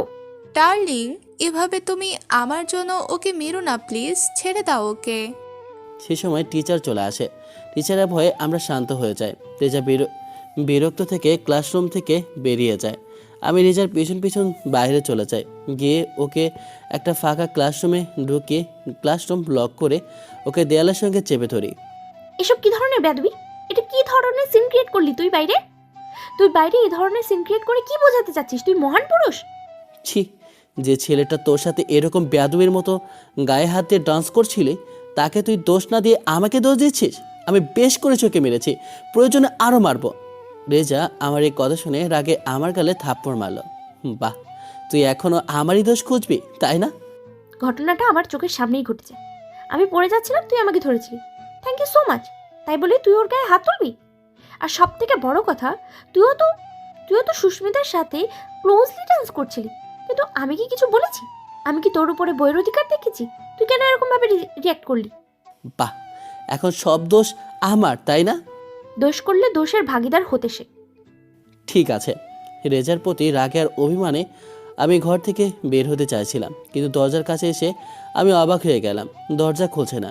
এটা বহু পুরনো দরজা, লক হয়ে গেল তো আমরা ভেতরেই আটকে থাকবো। কিরে, বের না হয়ে ঘরের মধ্যে কি করছিস? চল দরজা খোল। খুলছে না। মজা করবি না কিন্তু আমার সাথে। মজা করছি না, কিন্তু দরজা খুলছে না। ভয় দেখাস না। রেজা এসে দেখে সত্যি সত্যি দরজা লক খুলছে না। এবার আমরা দুজনেই সত্যিকারের ভয় পেয়ে যাই। আমরা চিৎকার করে থাকি, কিন্তু এই দরজা এতটাই পুরাতন যে কেউ শুনবে কিনা আমাদের ডাক বুঝতেই পারছি না। আমার মাথায় তখন দুষ্ট বুদ্ধি চাপলো। রেজাকে একটু ভয় দেখায়, তোর সাথে তো আমার বাসরঘর হয়নি বিয়ের পরে, আজকে দেখ আল্লাহ তাআলা আমাদের বাসরঘর করার সুযোগ করে দিয়েছে। চল আমরা একটু বাসরঘর করে ফেলি। একদম এগোবি না কিন্তু। কেন? এগুলে কি করবি? হ্যাঁ, এগুলো কিন্তু খারাপ হয়ে যাবে।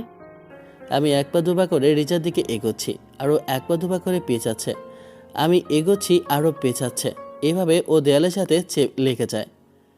এবার কি করবেন মাই ডিয়ার সিনিয়র ক্রাশ? এবার তো আপনি আমার জেলে বন্দী। দেখ বলছি, দূরে সর আমার কাছ থেকে। সরবো না। কি করবি? আমি আমার মুখটা রেচার গালের দিকে এগিয়ে নিয়ে যেতেই হঠাৎ দরজায় শব্দ হয়। স্যার সহ সুস্মিতা রিয়াজ চলে এসেছে। আমি ভীষণই বিরক্ত হলাম। এরা কি আসার আর কোনো টাইম পেল না? রেজা ছুটে দরজার কাছে চলে যায়। হ্যাঁ হ্যাঁ, আমরা ভিতরে আটকে গেছি, দরজা লক হয়ে গেছে, প্লিজ খুলে দাও। চিন্তা করো না, আমরা দেখছি, কিছু করছি। এ দরজা অনেক পুরনো, তোমরা ভিতরে ঢুকতেই বা কেনে গেলে এ দরজা খুলতে অনেক সময় লাগবে। লোকটা তো একেবারে মরেই গেছে। এখন দরজাটা আপনি লক হয়ে গেছে, লকের সাথে কোনো কালেকশন নেই। আমরা দেখছি দরজাটা ভাঙতে হবে। রেজা, তুমি ঠিক আছো তো? তোমার সাথে আর কে আছে? আমি নিশান, রেজার সাথে আছি, চিন্তা নেই। সোনা, তুমি চিন্তা করো না, সব কিছু ঠিক হয়ে যাবে। স্যার, আপনি কিছু করুন, মিস্ত্রি ডাকুন, দরজাটা ভেঙে ফেলুন। থামো, সব কিছু বললেই তো আর হয়ে যায় না। এই দরজা অনেক আগেকার, খুললো বলেই কি খোলা যায়? স্যার কিছুক্ষণ পর কয়েকজন লোককে নিয়ে এলো এদিকে। আমি রেজার ভিতরে অতিষ্ঠ হয়ে গেছি, কিন্তু রুমটার মধ্যে হঠাৎ যেন অক্সিজেনের অভাব হতে লাগলো। নিশান, তুই কিছু বুঝতে পারছিস? হ্যাঁ, দম কেমন যেন বন্ধ হয়ে আসে। স্যার প্লিজ তাড়াতাড়ি দরজাটা খুলুন, ভেতরে দম আটকে আসছে। থামো, আমাদের পক্ষে দরজাটা খোলা সম্ভব হচ্ছে না। মিস্ত্রি আসতে দাও। স্যার আমাদের দম আটকে আসে, প্লিজ দরজাটা একটু খুলুন। মিস্ত্রিরা তো কাজ করছে, তোমরা একটু অপেক্ষা করো। এদিকে ভেতরে আমার আর রেজার অবস্থা খারাপ হয়ে যাচ্ছিল, কারণ দম খুব তাড়াতাড়ি আটকে আসছিল। এখন আমাদের শুধু একটাই উপায় ছিল, একে অপরকে সাহায্য করা। আমি রেজা বুঝতে পারছিলাম এখনই সময়, তাই আমরা দুজন একে অপরের দিকে এগিয়ে যাচ্ছিলাম। আমরা দুজনে ঠোঁটের দিকে এগিয়ে গেলাম, আর আমরা একে অপরকে চুম্বন করলাম। সেই মুহূর্তটা আমার কাছে স্মরণীয় হয়ে থাকবে। আমরা সেই মুহূর্তে একে অপরের কাছে ভীষণ নিরাপদ ছিলাম। আমরা সেইভাবে কতক্ষণ ছিলাম আমার মনে নেই। ঠিক সেই সময় নাও, দরজাটা খুলে গেছে। স্যারের এই কথায় আমি আর রেজা ঠিক হয়ে দাঁড়ালাম। সুস্মিতা রিয়াজ ভেতরে ঢুকে এলো। বেবি, তুমি ঠিক আছো তো? দেখতে তো পাচ্ছ ঠিক আছে, তাহলে এইভাবে নাটক করে কথা বলার কি আছে? বেবি আবার তোকে ছাড়া কিছু বোঝে না যে। তোমরা যে ঠিক আছো এটাই অনেক, কিন্তু তোমরা এখানে এসেছিলে কেন? ও, এই ঘরে আমি বই নিতে এসেছিলাম। হ্যাঁ, আমিও বই নিতে এসেছিলাম। এই ফাঁকা ঘরে তোমরা বই কোথায় পেলে? অনেক হয়েছে, যাও, ভার্সিটির ছুটি হয়ে গেছে। তা তোমরা ভার্সিটিতেই আছো, যাও তোমাদের বাড়ি যাও। স্যারের কথায় আমরা সবাই যে যার মতো বাড়ি চলে গেলাম। আমি আর প্রশ্নের হাত থেকে বাঁচলাম। আমি আর রেজা একই সাথে গাড়িতে চলে যাচ্ছিলাম সেই সময়। আজকে আমরা জোর বাজে বেঁচে গেছি। বাপরে, তোর যে গার্লফ্রেন্ড, তোর গায়ে একটু হাত দিলে একেবারে হাউমাউ করে ওঠে, মনে হয় যেন তুই ওর কেনা গোলাম। যত সব। তুই এসব কিভাবে বুঝবে? এটা কি প্রেম বলে? ঘোড়ার ডিম। এই ধরনের গায়ে পড়া আদিক্ষেতা আমার একদমই পছন্দ হয় না। তোর পছন্দ না হলে আমার কি? তুই কি আমাকে নিয়ে জেলাস? তোর মধ্যে কি এমন কোয়ালিটি আছে ভাই, যার জন্য আমি তোর উপরে জেলাস হব? একটা কথা বল, তুই আমার উপরে জেলাস কেন? তুই আজকে রিয়াজের গায়ে কেন হাত দিলি? কেন? রিয়াজ যখন তোর শরীরে হাত দিয়েছিল তখন ভালো লাগছিল বুঝি? সারা, তুইও তো অন্য মেয়েদের কোমরে হাত দিয়ে ডান্স করছিলি, আমি কি কিছু বলেছি তোকে?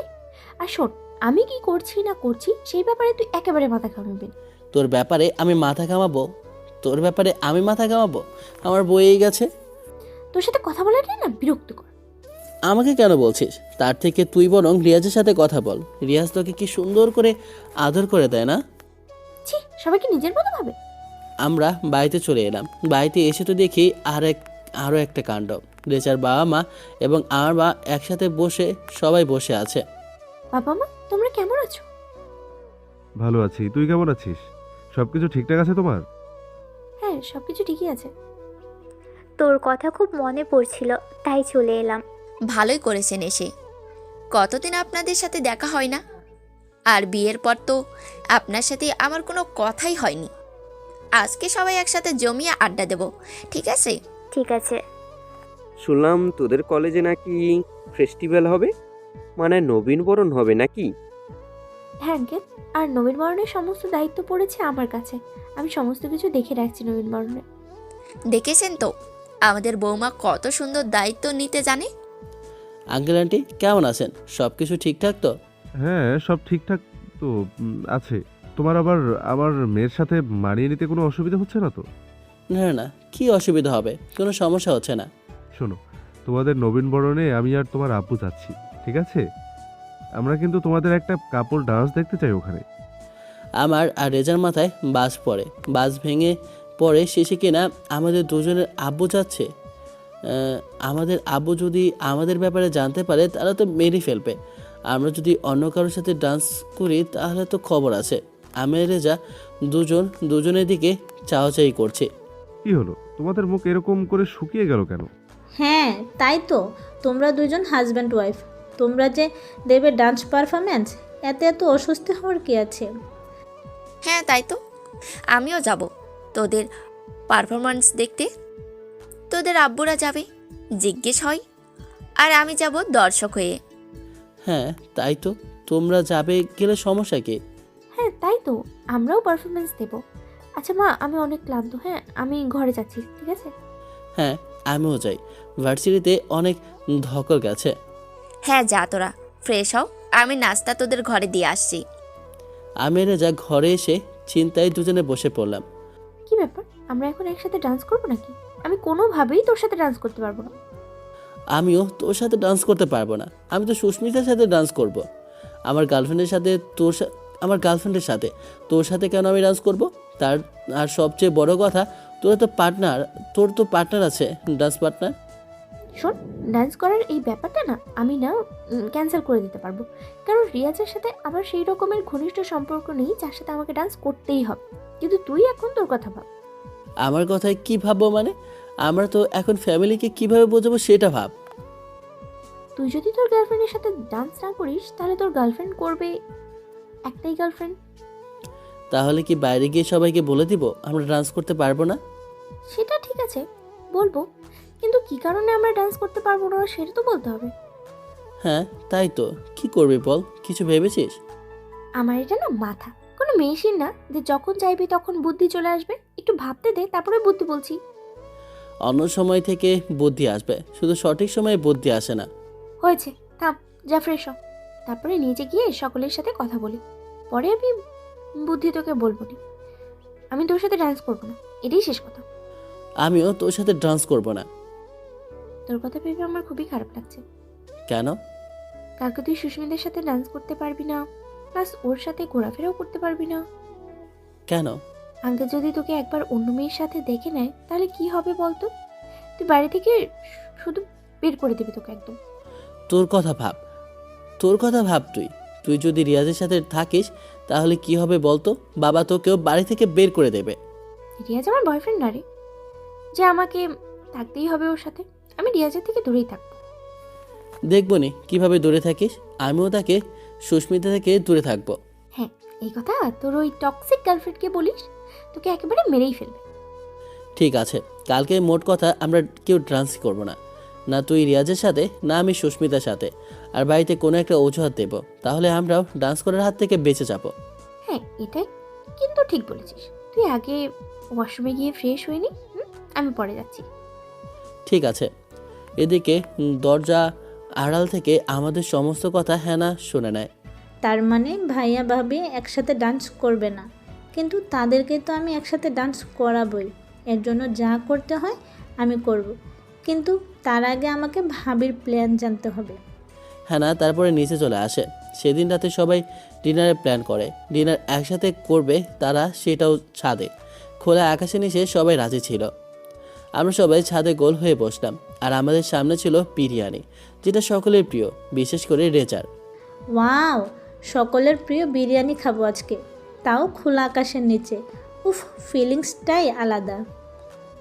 ঠিক বলেছিস, আজকে রাতটা দারুণ কাটবে। রেজা, অল্প করে খাস, তোর প্রিয় খাবার বলে বেশি করে খাস না, তাহলে কিন্তু কালকে আর ডান্স পারফরমেন্স দিতেই হবে না। ওয়াশরুমে সারাটা দিন কাটিয়ে যাবে। তুই একটু খেয়ে দে, একটু মোটা হ, ঠিক আছে? ঘূর্ণিঝড় আসলে তো তোকে একেবারে উড়িয়ে নিয়ে যাবে। এটারে যা ঠিক বলেছি, একটু ভালো করে খা। খাওয়া দাওয়া শেষে সবাই পান খেলাম। আমি আর রেজা ছাদের রেলিং ধরে বাহিরের দিকে তাকিয়েছিলাম। তখন রিয়া বলল, শোন, আমার মাথায় একটা প্ল্যান এসছে। বল, কি প্ল্যান? কালকে সকালে আমরা রেডি হয়ে বের হব। আমাদের ফ্ল্যাট থেকে বের হওয়ার সময় আমি নিজেই সিঁড়ি দিয়ে পড়ে যাওয়ার নাটক করব, ফলে আমার পায়ে চোট লেগে যাওয়ার নাটক করব। তাহলে আমার যাওয়াটা ক্যান্সেল হবে, মানে আমি ওখানে যাব, গিয়ে শুধু বসে থেকে সমস্ত কাজ করব। আমাকে তোর সাথে ডান্স করতে হবে না। প্ল্যানটা অনেক ভালো, এবার শুধু প্ল্যানটা এক্সিকিউট করা বাকি আছে। কিন্তু তোর যদি পায়ে সত্যি সত্যি লেগে যায়? আর লাগবে না, আমি তোর থেকে অনেক বেশি স্ট্রং। দেখি সাবধানে প্ল্যান এক্সিকিউট করিস। তোকে তো ভাবতে হবে না। রেজা ওর বাবা মার কাছে যায়। আমি শুধু রেজার দিকে তাকিয়ে আছি। এই মেয়েটাকে কি সত্যিই ভালোবেসে ফেলেছি? আমি একটা মেয়ের সাথে রিলেশন আছে, সেটা জানার পরে ওর একটু জেলাস হচ্ছে না? আচ্ছা, ও কি আমাকে একটু ভালোবাসেনি? আমি না হয় ওকে নিজের ক্রাশ মনে করি, ও কি আমাকে একটু ভালোবাসে না? এদিকে আমাদের এই সমস্ত কথাই হ্যানা লুকিয়ে শুনে ফেলেছিল, কিন্তু আমরা সেটা বুঝতেই পারিনি। এরপর হ্যানা ও নিজের মনে মনে প্ল্যান সাজিয়ে রাখে কালকে কি করবে ও। পরিবারের সবাই যে যার মতন ঘরে চলে যায়। আমি আর হেনা শুধু দাঁড়িয়েছিলাম ওখানে। ছাদে আসলে সুন্দর একটা আবহাওয়া ছিল, বাতাস বইছিল, ভালো লাগছিল। আমরা দুজন ওখানে দাঁড়িয়েছিলাম। তুই সুস্মিতাকে অনেক ভালোবাসিস, তাই না? না, সেরকম ভালোবাসিনি, এমনি খালি একটু। আচ্ছা, সত্যি করে একটা কথা বলতো, আমার সাথে বিয়ের পর তোর আমার প্রতি থাকা সমস্ত ফিলিংস উড়ে গেছে, তাই না? তোর কি সেটা মনে হলো? আচ্ছা, ভুলে গেল কি? তুই তো আমাকে ভালোবাসিস না, তাহলে এইসব নিয়ে কেন ভাবছিস? না, কিছু না, এমনি। রেজা আর আমি মনে মনে ভাবলাম, জানি না তোর প্রতি কি ফিলিংস, এটা আমার কাজ করছে। সুস্মিতার সাথে তোকে দেখলে না আমার ভীষণ রাগ হয়। তোর যখন একটু ব্যথা লাগে তখন সেই কষ্টটা আমি অনুভব করি। এটাকে কি ভালোবাসা বলে? আমি কি তোকে ভালোবেসে ফেলেছি? কিন্তু তুই আমাকে ভালোবাসিস না, শুধু ক্রাশ হিসেবেই দেখিস। আমি মনে হয় তোকে ভালোবেসে ফেলেছি রে। সারা জীবন কি তোর সাথে আমি থাকতে পারবো? কিন্তু তুই তো আমাকে ভালোবাসিস না, বন্ধু হিসেবেও দেখিস না। জানি না আমার ভাগ্যে কি আছে। আচ্ছা, আমি যদি তোকে প্রপোজ করি তাহলে কি তুই অ্যাকসেপ্ট করবি? আমাকে কি ভালোবাসবে? আমি মনে মনে এসব ভাবতে লাগলাম। এরপরে আমরা যে যার মতো রুমে গিয়ে শুয়ে পড়লাম। আমার আর রেজার মাঝখানে ছিল একটা কোলবালিশ। আমি বিছানায় শোয়ার সাথে সাথে ঘুমিয়ে পড়লাম। রেজাও ঘুমিয়ে পড়লো। মাঝরাতে রেজার ঘুম ভেঙে গেল। ওর পানি পিপাসা পেল অনেক, তাই ও পানি খাওয়ার জন্য উঠে বসলো। বিছানার পাশে সবসময় পানি থাকে, তাই ও পানি খেয়ে কিছুক্ষণ বসে থাকলো। তখনও আমার দিকে তাকালো। আমি তখন ঘুমিয়েছিলাম। ও আমার ঘুমন্ত মুখের দিকে তাকিয়েছিল আর ভাবছে, ইস, ঘুমালে প্রত্যেকটা মানুষকে কত সুন্দর লাগে দেখতে। ওকে অনেক সুন্দর লাগছে। আচ্ছা, ইদানিং আমি ওর প্রতি এরকম একটা কেন ফিল করছি? কেন ওকে আমার এত ভালো লাগছে? আমি কি ওর প্রেমে পড়েছি? কিন্তু ও তো অন্য কাউকে ভালোবাসে। সুস্মিতার সাথে কিভাবে মেলামেশা করে, কিন্তু ঘুমালে ওকে যে মিষ্টি লাগে, ইচ্ছে করছে একটা চুমু দিয়ে দিই। এসব ভাবতে ভাবতে ও আবার ঘুমিয়ে পড়ল।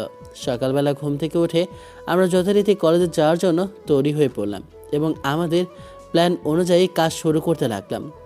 আজ আমাদের নবীনবরণ উৎসব, তাই রেজা সুন্দর করে একটা শাড়ি পরেছে, সাদা শাড়ি, লাল পাড়, আর চুলটা ছেড়ে দিয়েছে, চোখে কাজল দিয়েছে, ঠোঁটে হালকা লিপস্টিকও দিয়েছে।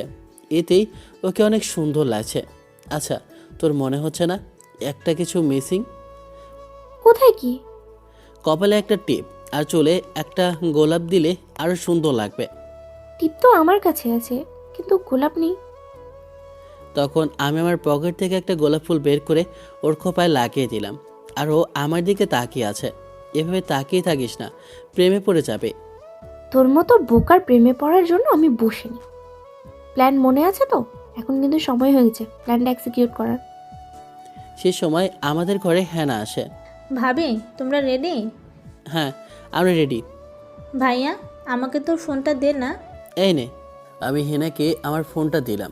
বাবা মা সবাই গাড়িতে বসে আছে, এবার আমাদের যাওয়ার পালা। আমি আগে ভাগে নেমে গাড়ির কাছে দাঁড়িয়েছিলাম।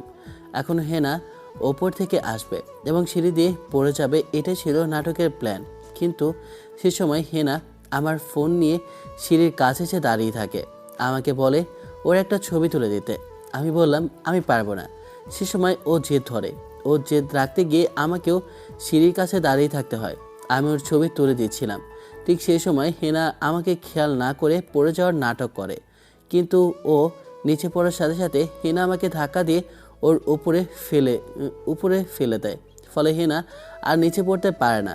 ও আর আমি একসাথে একে অপরের উপরে পড়ে যাই। আমাদের প্ল্যানে ও এক বালতি পানি ঢেলে দেয়। আমাদের তখন ওর উপরে অনেক রাগ হচ্ছিল, কিন্তু কিছু করার নেই। এবার আমাদেরকে তো কাপল ডান্স দিতেই হবে।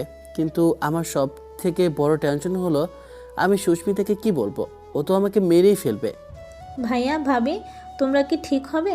চলো আমরা যাই এখন। আমি আর হেনা গাড়িতে গিয়ে বসলাম। গাড়ি সোজা ভার্সিটিতে থামলো। আমার বাবা আর রেজার বাবাকে সবাই ফুল দিয়ে সম্বর্ধনা জানালো। আমি আর রেজা ভার্সিটির ভিতরে চলে গেলাম। রেজা স্টেজের ওই দিকে চলে গেল আর আমি সুস্মিতার কাছে চলে গেলাম। বেবি, আমাকে কেমন লাগছে? আমি কিন্তু অনেক এক্সাইটেড তোমার সাথে ডান্স করার জন্য। সুন্দর লাগছে, কিন্তু আমি তোমার সাথে ডান্স করতে পারবো না, কারণ আমার আব্বু এখানে চিফ গেস্ট হয়ে এসেছে। আমার আব্বু তোমার সাথে দেখলে অনেক রাগ করবে। কি বলছো? রাগ কেন করবে? বরং খুশি হবে যে তুমি এত কিউট একটা মেয়েকে তার বৌমা হিসেবে বানাতে চাচ্ছ। না, সম্ভব না। আমি তোমার সাথে ডান্স করতে পারবো না। কেন পারবে না বলো? আমার মধ্যে কিসের কমতি আছে? তুমি কেন আমার সাথে ডান্স করতে পারবে না? আমি তোমার গার্লফ্রেন্ড, আমি তোমার সাথে নাচ করতেই পারি। আমারও মাথা গরম হয়ে গেল। শোনো, কানের কাছে সবসময় গার্লফ্রেন্ড, বেবি, বাবু জান এসব কিছু বলবে না, বুঝলে? আমার এসব কিছু একদম পছন্দ না। আর শোনো, আজ থেকে তোমার আমার ব্রেকআপ। না, তুমি এভাবে ব্রেকআপ করতে পারো না। সিনেমার ডায়লগ দেওয়া বন্ধ কর। তুই যা এখান থেকে। আমার চোখের সামনে থেকে চলে যা, আর আসবি না কোনোদিনও আমার সামনে। আমি সেখান থেকে চলে এলাম। রেজা অনেক কাজে ব্যস্ত ছিল। যেহেতু সিনিয়র আপু, সেহেতু ওকে সমস্ত দিকটা সামলে নিতে হচ্ছিল। এভাবে আমাদের অনুষ্ঠান শুরু হয়ে যায় এবং কাপড় ডান্সের সময় আসে। স্টেজে আমার আর রেজার নাম অ্যানাউন্স করা হয়। আমরা দুজনে স্টেজে উঠলাম। ব্যাকগ্রাউন্ডে তখন রোমান্টিক মিউজিক বাজবে, আর আমি আর রেজা স্টেজে একে অপরের সাথে ঘনিষ্ঠভাবে ডান্স করছি। স্পটলাইট আমাদের দিকে ছিল। এই মুহূর্তটা আমি আর রেজা দুজনে সমানভাবে অনুভব করছিলাম। রেজাও ও ভালোবাসার দৃষ্টিতে আমার দিকে তাকিয়েছিল, আমিও রেজার দিকে ভালোবাসার দৃষ্টিতে তাকিয়েছিলাম। গানটা শেষের দিকে ছিল। তখন আমার মনে হলো এটাই হয়তো সঠিক মুহূর্ত রেজাকে আমার মনের কথা বলে দেওয়ার। আমি ওর কানের কাছে আমার মুখটা নিয়েই বললাম, তোর ওই পদ্মপানা মুখে আজকে আমি হারিয়ে গেছি। হায়, তোকে যদি সারা জীবন না পাই, জীবনটাই বৃথা। অনেক হয়ে গেছে ঝগড়া মারামারি। এখন থেকে কি আমরা একসাথে থাকতে পারি? I love you Reza. সারা জীবন আমি তোর সাথে থাকতে চাই। তুই সত্যি বলছিস? হুম। উত্তরটা না হয় এখন দিস না তুই, তুই আজকে রাতে দিস। আজকে রাতে তোর জন্য আমি সারপ্রাইজ রেখে দিয়েছি। ঠিক আছে। আমার আর রেজার ডান্স পারফরমেন্স শেষ হয়ে গেল। ঠিক সেই সময় হেনা মাইক নিয়ে স্টেজে চলে গেল। হ্যালো লেডিস অ্যান্ড জেন্টলম্যান, আজকে আমি আপনাদেরকে একটা দারুণ সুখবর দিতে চলেছি। এই যে কাপল আমাদের সামনে ডান্স পারফরমেন্স করে গেল এক্ষুনি, রেজা আর নিশান, তারা কিন্তু শুধু স্টেজের কাপল নয়, তারা কিন্তু ডান্স পার্টনার নয়, তারা কিন্তু রিয়েল লাইফ পার্টনার। রেজা আপুর সাথে নিশান ভাইয়ের বিয়ে হয়েছে মাত্র 1 সপ্তাহ হয়নি। আশা করি এটা আপনাদের জন্য বিগ সারপ্রাইজ। আর তাদের এই কাপল ডান্স কেমন লেগেছে এটা কিন্তু অবশ্যই আমাদের জানাবেন। ধন্যবাদ। বলে হেনা স্টেজ থেকে নেমে এলো। আমি রেজা হেনার পরিকল্পনা বুঝতে পারলাম, তবে তার পরিকল্পনা অনেক ভালো ছিল। আমি আর রেজা অনেক খুশি ছিলাম। রিয়াজ আর সুস্মিতা মোটেও খুশি হয়নি, সেটা তোর মুখ দেখেই বোঝা যাচ্ছে। আমাদের নবীনবরণ অনুষ্ঠান অনেকক্ষণ চলল। আমরা বাড়ি ফিরে এলাম। রাতের বেলা রেজা যখন নিজের ঘরে ঢোকার জন্য দরজা খুলল, তখন সে অবাক হয়ে গেল। পুরো ঘর সুন্দর করে ডেকোরেট করা, শুধু তাই নয়, বিছানায় বাসর ঘরের মতন করে সাজানো। ও তো সারপ্রাইজ হয়ে গেল। ঠিক সেই সময় আমি বের হয়ে এলাম ঘরের এক পাশ থেকে। কেমন লাগতো আমার এই সারপ্রাইজ? বলে আমি দরজায় সিটকে এটা আটকে দিলাম। বেশ ভালোই সারপ্রাইজটা। আমার উত্তরটা কি আমি এখনই পাবো, নাকি সেটার জন্য আমাকে আরও কয়েকদিন অপেক্ষা করতে হবে? তুই কি চাস বল? উত্তরটা কি এখনই শুনতে চাস নাকি আরো অপেক্ষা করবি? বল না, খুবই ইচ্ছে করছে তোর মুখ থেকে শুনতে। আই লাভ ইউ নিশান। হয়তো এটা আমার বুঝতে অনেক দেরি হয়ে গেছে।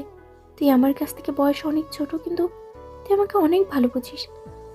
তার মানে শেষমেশ তুই আমার প্রেমে ধরা দিলি? হ্যাঁ, দিলাম। তাহলে আমাদের এই প্রেমকে আমরা পূর্ণতা দিই। মানে পূর্ণতা পেয়ে গেছে, আমাদের তো বিয়ে হয়ে গেছে। আরে এই পূর্ণতা না, ওই পূর্ণতা। বুঝেছি। তাহলে কিসের জন্য অপেক্ষা করছিস? শুরু কর। আমি তো শুনে অনেক খুশি হয়ে গেলাম। আমি রেজাকে জড়িয়ে ধরে ওকে বিছানায় শুয়ে দিলাম। এরপর ওর কপালে চুমে খেলাম। এরপর ওর ঠোঁটে চুমে খেলাম। নিজের সাথে ওকে মিশিয়ে নিলাম। এরপর ওর ঘাড়ে মুখ ডুবিয়ে দিলাম। সেদিন রাতে আমাদের ভালোবাসা পূর্ণতা পেল, পরিপূর্ণ হয়ে গেল আমাদের প্রেম। তো গল্পটা এখানেই শেষ করছি। তো গল্পটা কেমন হয়েছে অবশ্যই কমেন্ট করে জানাবেন। আর ভালো থাকবেন, সুস্থ থাকবেন। আল্লাহ হাফেজ, tata, bye bye, have fun, খোদা হাফেজ।